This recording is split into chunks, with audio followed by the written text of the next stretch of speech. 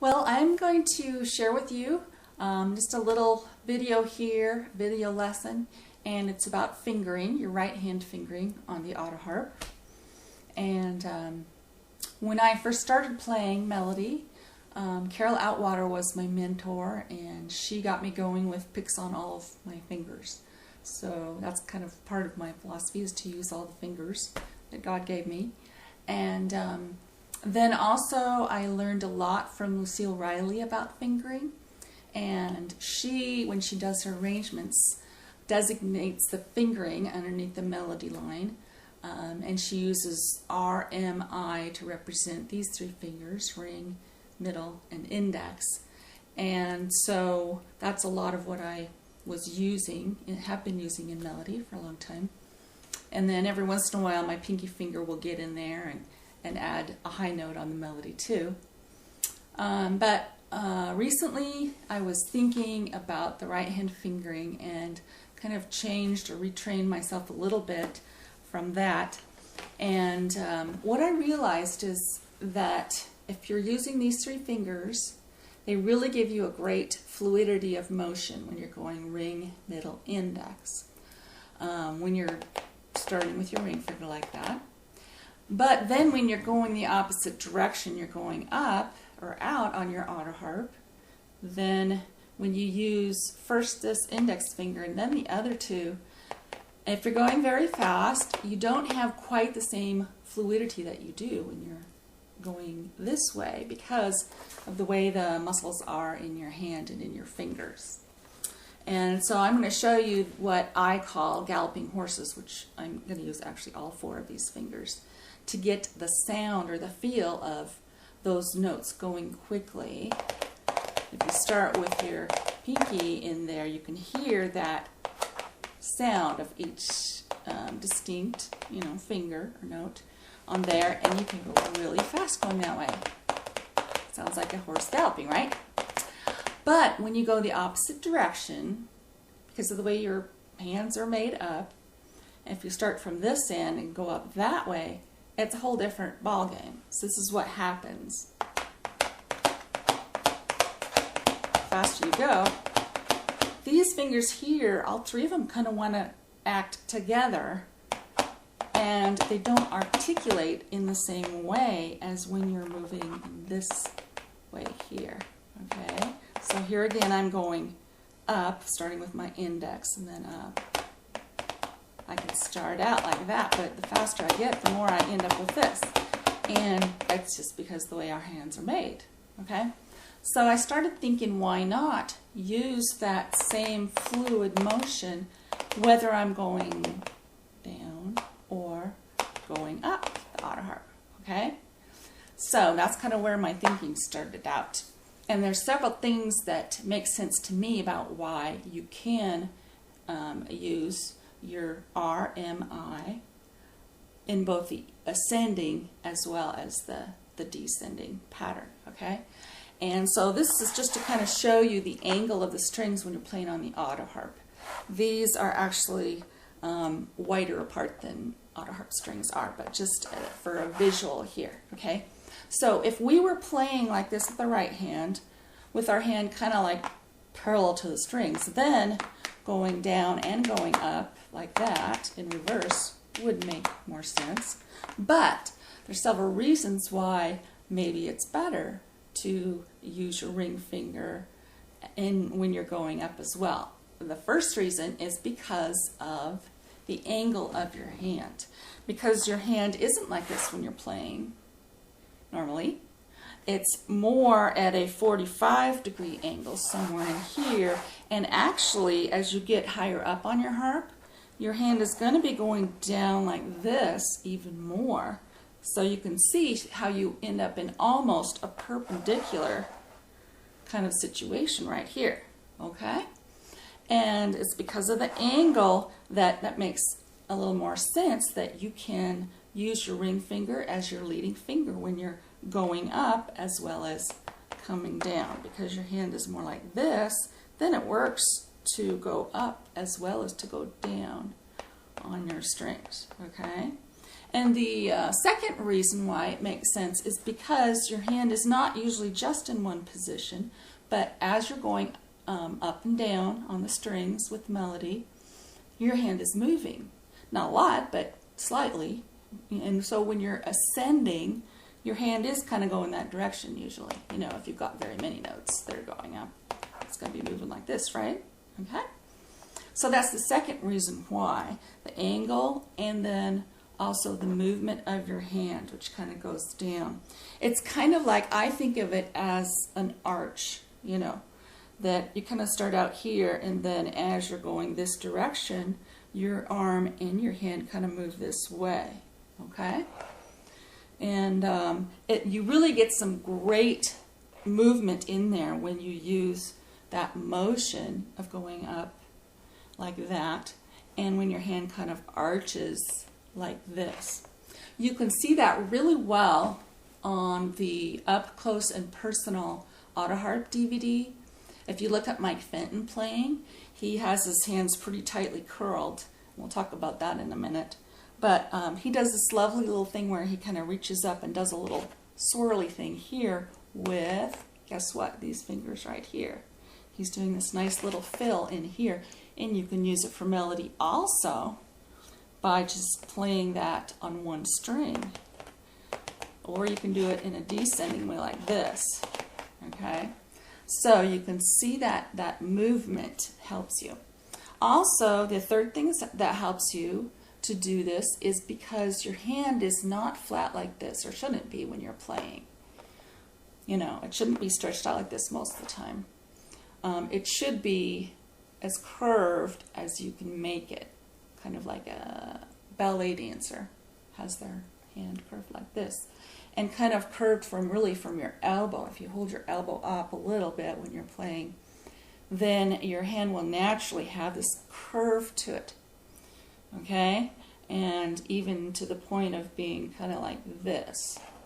So when you have that curve in your hand, then it's very natural for you to use this ascending motion and use ring, middle, index instead of the opposite, okay?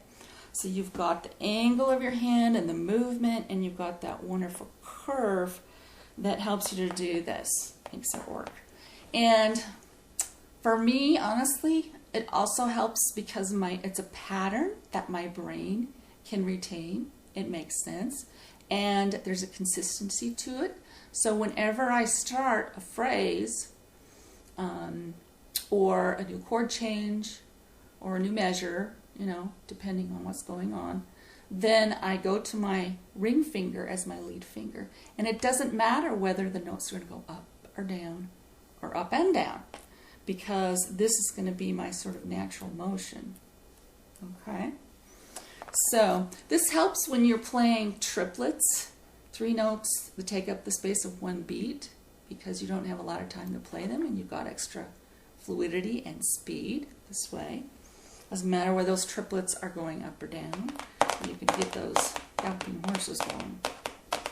And whenever you're using 3 or more notes in a phrase, and so you'll see this kind of triplet in waltzes and jigs. We play a lot of Celtic music, and we use that kind of triplet thing all the time.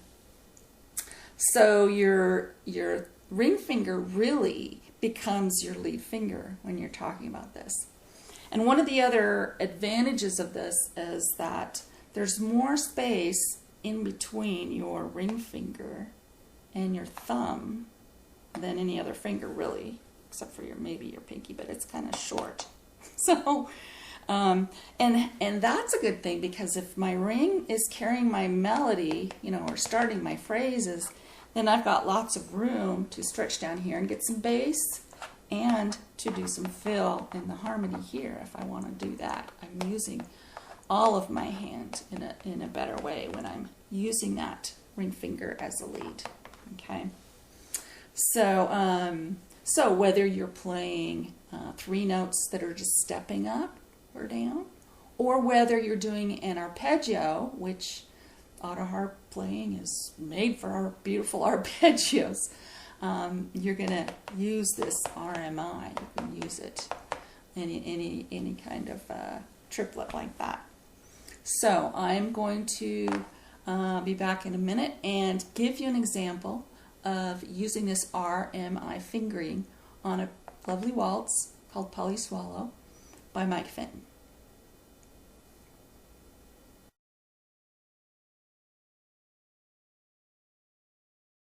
So now I'm going to play through Polly Swallow by Mike Fenton, and I'm just going to play really slowly to show the RMI fingering, both ascending and descending.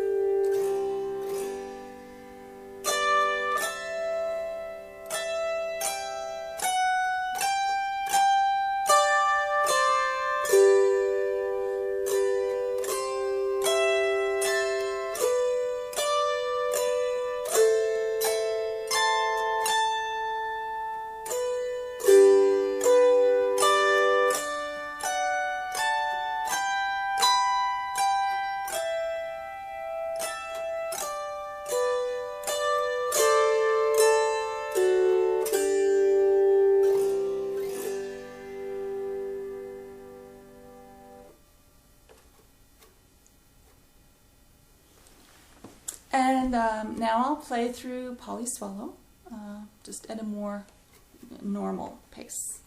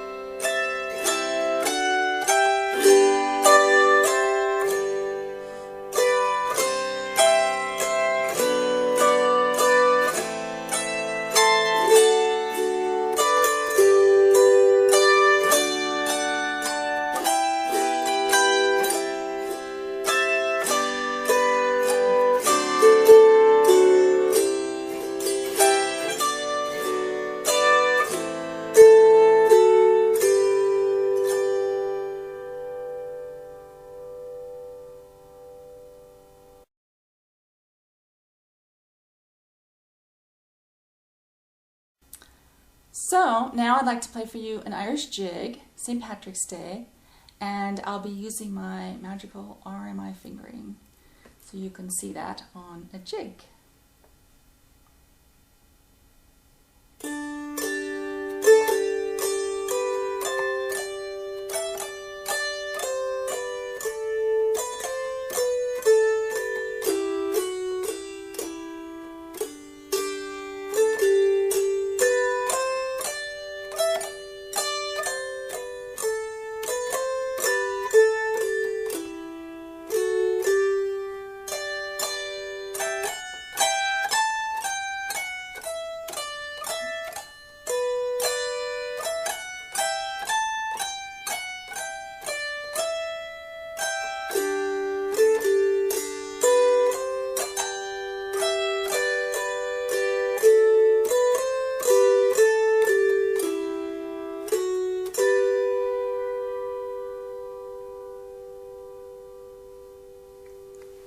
And now I'll play through St. Patrick's, just at a little bit faster pace.